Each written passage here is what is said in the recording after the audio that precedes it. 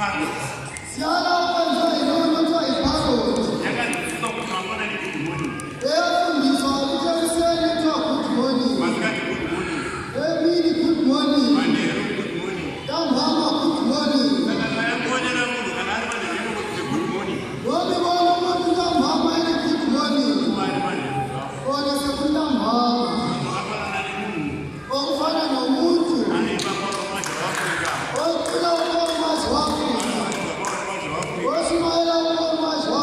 Asi anoramba masoko emutumwa. Munhu akadaro haidi nyika itsva. Chechi yekutumwa, chechi ine kutumwa, ane kiga anopindisa vanhu mudenga vanoteerera zvaanotaura iye.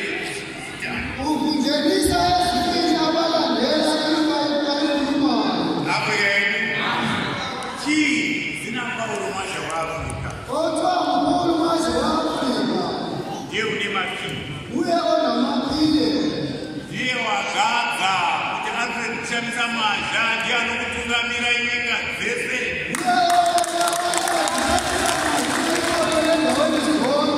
Tarata vanhu vanotagadzirina voenda musango vachitawo zvavo.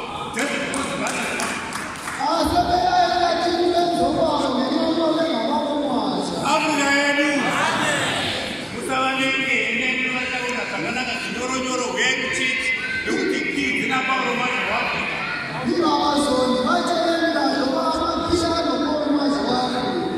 Ndiye waisa Alfred Shamisa Mwazha izvo kuti akutungamirei.